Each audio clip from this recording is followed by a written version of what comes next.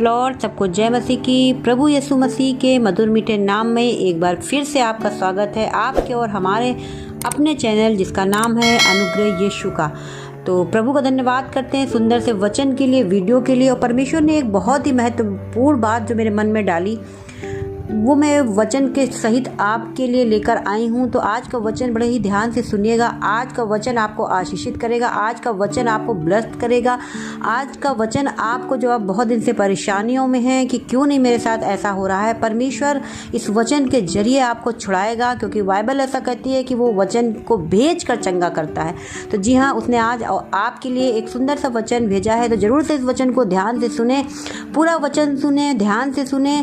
और वचन पसंद आए तो लाइक, कमेंट, शेयर करना ना भूलें। जब आप लाइक करते हैं तो परमेश्वर के वचन को आप आदर दे रहे होते हैं, और जब कमेंट करते हैं तो आप परमेश्वर के वचन को अपने जीवन में रिसीव कर रहे होते हैं, और जब शेयर करते हैं तो परमेश्वर की जो एक बहुत बड़ी आज्ञा है उसके वचनों का सुसमाचार प्रचार करना, तो आप वो कर रहे होते हैं। तो प्रेज द लॉर्ड, हालेलुया। और आज का टॉपिक है कि क्या आप और हम इब्राहिम की आशीषों को पा सकते हैं, या हम इब्राहिम की आशीषों को कैसे पाएं।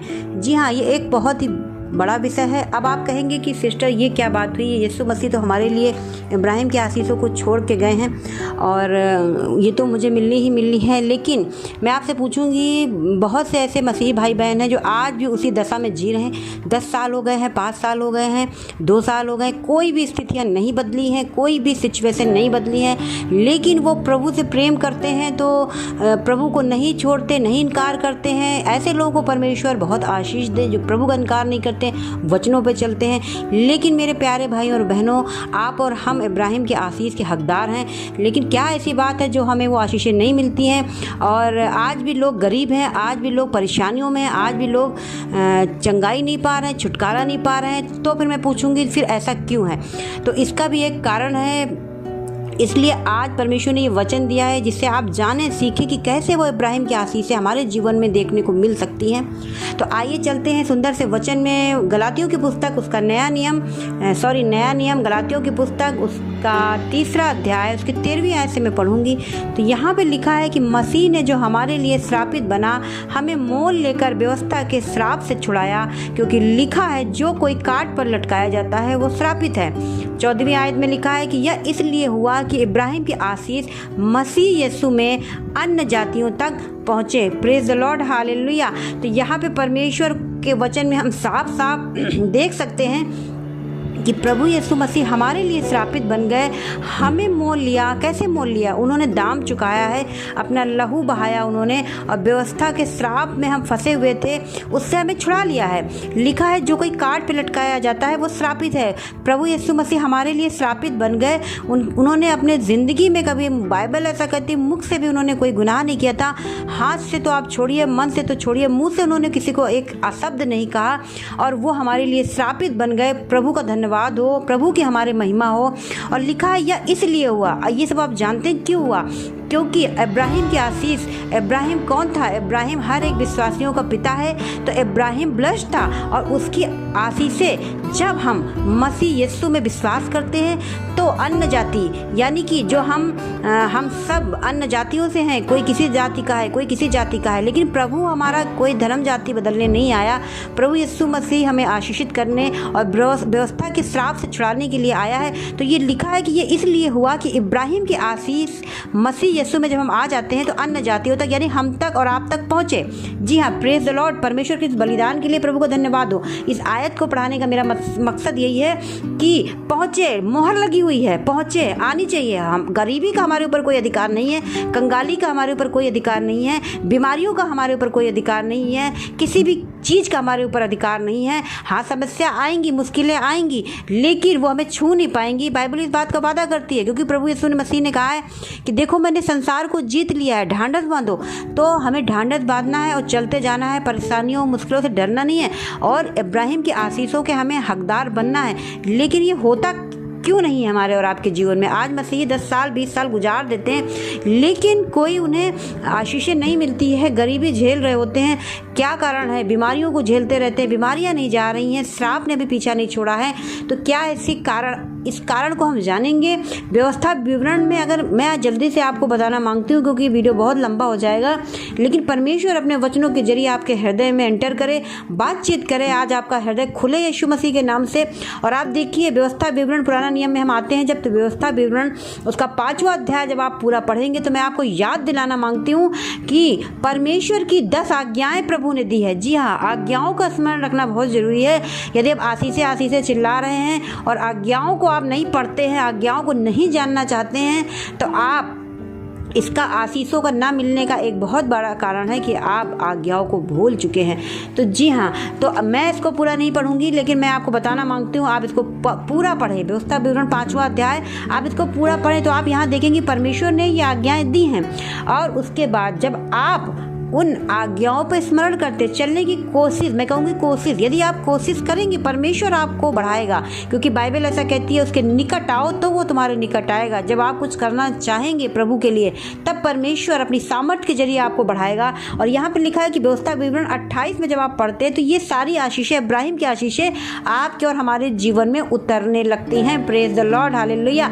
और ये इन आशीषों की मैं हकदार हूँ, इन आशीषों को मैं ले रही हूँ, इसलिए शायद मैं ये वीडियो बना पा रही हूँ क्योंकि परमेश्वर ब्लेस्ड करने वाला है, वो हमें निकालने वाला है, वो हमें छुड़ाने वाला है। उसने हमारे और आपके लिए क्रूस की मृत्यु को सहा, इसलिए नहीं सहा कि आप आज भी बीमारी में पड़े रहें, कंगाली में पड़े रहें, निराशा में रहें और मनुष्यों से मदद मांगते रहें और श्रापों को और लेते रहें, क्योंकि लिखा है जो कोई मनुष्य पे भरोसा रखता है वो श्रापित होता है। तो हमें किसी मनुष्य से किसी से हमें हेल्प नहीं लेनी है, बल्कि परमेश्वर के वचनों पे मनन करना है। तो मैं बता रही थी कि जब आप व्यवस्था विवरण 28 को आप देखेंगे तो यहाँ पे सुंदर सुंदर आशीषें हैं। परमेश्वर ने हमारे लिए ये इब्राहिम की आशीषें रखी हुई हैं, लेकिन अब ये आशीषें क्यों नहीं उतर रही हमारे ऊपर? आप बोलेंगे कि 10 आज्ञाएं, हाँ ठीक है मैं चलती हूँ या चलता हूँ और ये आशीषें मुझे मिलनी चाहिए। तो आइए हम लोग जरा सा नज़र, सरसरी निगाह से हम लोग नज़र डालेंगे कि आखिर इब्राहिम में कौन सी ऐसी बातें थी जिसके कारण उसके ऊपर ये सारी आशीषें थी। एक भी आशीषों से वो वंचित नहीं था।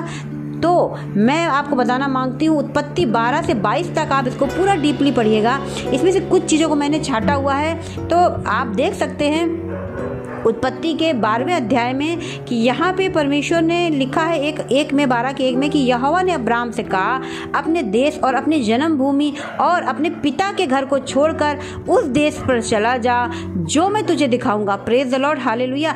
यहाँ पे आप ध्यान से सुनिए कि परमेश्वर ने कितनी बड़ी बात उससे कही है कि अपनी जन्मभूमि, देश और अपने पिता के घर को छोड़कर, इन सारी चीज़ों को छोड़कर परमेश्वर ने उसको निकल जाने को कहा है। और आज हम और आप अपने पति की एक बात को हम लोग नहीं सुन सकते हैं, विरोध को नहीं सह पाते, समाज के विरोध को नहीं सह पाते, रिश्तेदार अगर कुछ बोल देते तो हम कांपने लगते हैं, थरथराने लगते हैं। और यहाँ पे अब्राहम की एक बड़ी क्वालिटी आप देखिए, देश, जन्मभूमि और पिता के घर को छोड़ उस देश में चला जा जो मैं तुम्हें दिखाऊंगा। और अभी दिखाया नहीं था, परमेश्वर कहता है मैं तुम्हें दिखाऊंगा। और यहाँ पे जब 4थे अध्याय में आप देखते 12:4 में तो लिखा है यहोवा के इस वचन के अनुसार अब्राहम चल पड़ा या चला। जी हाँ, प्रेज द लॉर्ड, हालेलुया। मतलब कहने का मतलब यह है कि वचन से वो प्यार करता था, वचन उसके पास आया नहीं और उसने खटाक से सारा सब कुछ छोड़कर वो चल पड़ा। तो यहाँ पे मैं कहूँगी कि वो वचन पे चलने वाला था। नंबर 1 एक क्वालिटी थी कि जो इब्राहिम की आशीष जो आज बाइबल में बताई जाती है तो उसका ये कारण था कि सबसे पहले परमेश्वर के वचन पे वो चलने वाला था। जी हाँ, वचन पे वो चलने वाला था। दूसरा हम लोग देखेंगे, मतलब 5 बातें मैं आपको बताना मांगती हूँ। तो पहली बात जो आप नोट कर लें कि यहाँ पे वो वचन पे चलने वाला था। दूसरी बात जो मैं आपको बताना मांगती हूँ, आप आगे बढ़ेंगे तो 13वां अध्याय की 5वीं आयत से जब पढ़ेंगे तो यहाँ पे लिखा है, यहाँ पे कुछ बात हो रही है। यहाँ पे ये हो रहा है कि यहाँ पे लिखा है कि और लूत के पास भी जो अब्राम के साथ चलता था भेड़ बकरी, गाय बैल और तंबू थे। Praise the Lord, hallelujah. देखिए वो इतना ब्लेस्ड था कि लूत जो उसके साथ रहता था वो भी ब्लेस्ड था। इतना ज़्यादा आशीषित अब्राम था, एक आशीषित व्यक्ति, आशीषित परमेश्वर का दास, आशीषित जन। अगर आप उसकी संगति करते हैं तो आपके पास आशीषें आने लगती हैं। जी हाँ, यहाँ पे लूत जब अब्राम के साथ रहता था तो उसके पास भी लिखा है भेड़ बकरी गाय बैल और तंबू थे। जी हाँ, लेकिन ये टॉपिक मेरा नहीं है। यहाँ पे हम लोग आगे पढ़ते तो लिखा है सो उस देश में उन दोनों की समाई न हो सकी, इसलिए वे इकट्ठे रहे क्योंकि उनके पास बहुत धन था, इसलिए वे इकट्ठे ना रह सके। सो अब्राम और लूत की भेड़ बकरी और गाय बैल के चरवाहों के बीच में झगड़ा हुआ और उस समय कनानी और परिज्जी लोग उस देश में रहते थे। लिखा है 8 की आयत में पढ़ते हैं, लिखा है तब अब्राम लूत से कहने लगा मेरे और तेरे बीच और मेरे और तेरे चरवाहों के बीच झगड़ा न होने पाए, क्योंकि हम लोग भाई बंधु हैं। क्या सारा देश तेरे सामने नहीं है? सो मुझसे अलग हो, यदि तू बाईं ओर जाए तो मैं दाहिनी ओर जाऊंगा और यदि तू दाहिनी ओर जाए तो मैं बाईं ओर जाऊंगा। Praise the Lord, hallelujah. यहाँ पे हम जब इस आयत को मैं क्यों पढ़ा रही हूँ, इसलिए कि परमेश्वर उसके अंदर निवास करता था। यीशु मसीह हमारा शांति का राजकुमार है और यहाँ लिखा है, वो कहता है 8वीं आयत में कहता है तेरे मेरे बीच में झगड़ा ना होने पाए। जी हाँ, झगड़े से वो कोसों दूर भागता था। और आज हम और आप जरा सी चीज़ों में हम लोग लड़ाई झगड़ा करते हैं। हमारे अंदर वो धीरज धैर्य नहीं है, आत्मा के 9 फल नहीं हमारे अंदर। लेकिन अब्राहम क्या था? दीन था। उसने कहा लूत तू ले ले जो तुझे लेना है, तू चला जा जिधर जाना है, जिधर जाना है तू चला जा, जो बचेगा मैं ले लूँगा। Praise the Lord, hallelujah. इसलिए वो आशीषित था क्योंकि वो एक नम्र और दीन व्यक्ति था। और आप जब आगे पढ़ेंगे 14 की आयत में लिखा है कि परमेश्वर ने उसको भारी आशीष दी।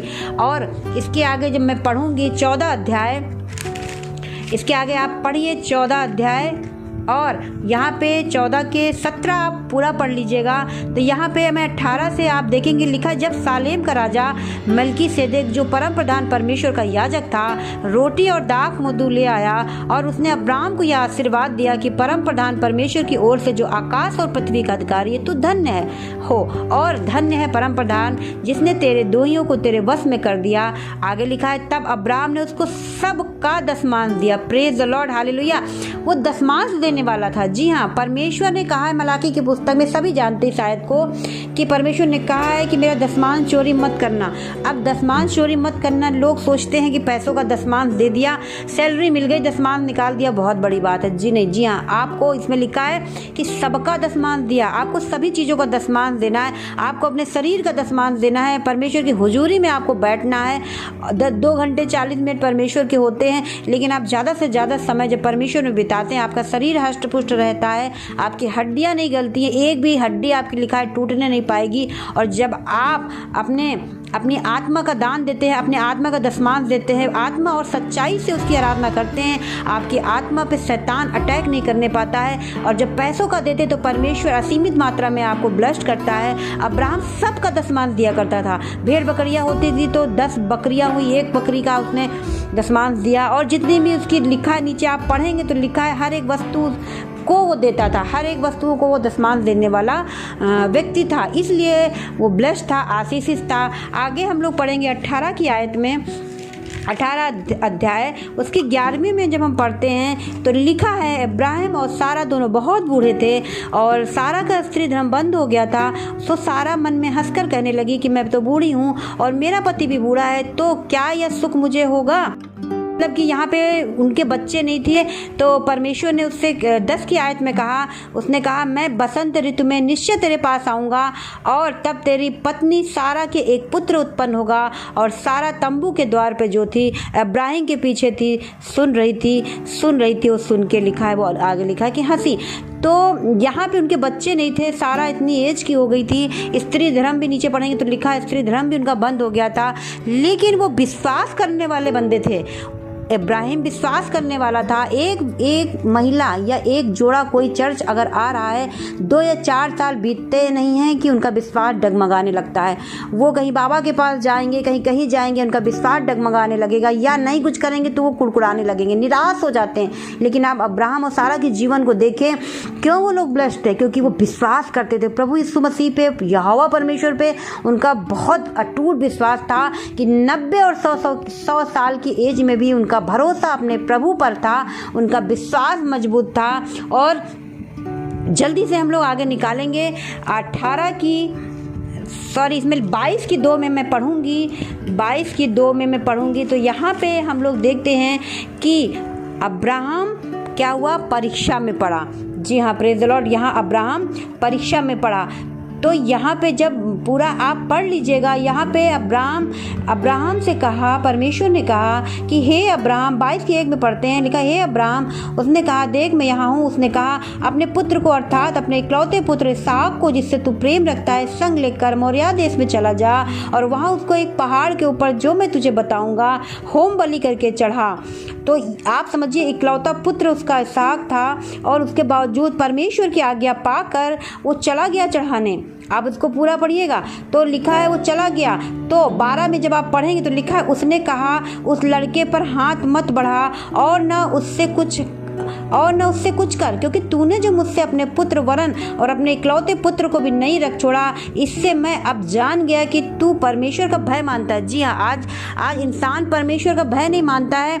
जब प्रभु कहता है कि नहीं यहाँ नहीं जाना है, यहाँ इस जगह पे मत बैठो मेरे बच्चे, तुम्हारा विश्वास कमज़ोर हो जाएगा, ऐसी संगति मत करो, इस जगह मत जाओ, तो लोगों को परमेश्वर का भय नहीं रहता है। उनको जरा भी बात का डर नहीं कि इससे हमारा परमेश्वर नाराज़ हो जाएगा, इससे दुष्ट आत्माओं के अटैक हो सकते हैं। कोई नशा करने को परमेश्वर मना कर रहा है लेकिन लोग नहीं मानते, वचन पे नहीं चलते हैं, भरोसा भय नहीं रह गया परमेश्वर का किसी के मन में। और यहाँ पे परमेश्वर ने कहा कि तू परमेश्वर का भय मानता है। जी हाँ, तो अब्राहम को हम लोग देखते हैं कि भय मानने वाला था। जी हाँ, तो आज हमको और आपको परमेश्वर का भय मानना है और इन बातों पे हमें कान लगाना है कि परमेश्वर हमसे क्या चाहता है, परमेश्वर को हमें किस चीज़ का दशमान चढ़ाना है, परमेश्वर के आगे हमें नम्र दिन रहना है, परमेश्वर के हमें वचनों पे चलना है और एक अटूट विश्वास परमेश्वर पे हमें बनाए रखना है। और हर समय जब उसके भय में चलेंगे तो परमेश्वर हमें ज्ञान बुद्धि से भरता है। जी हाँ, प्रेज द लॉर्ड।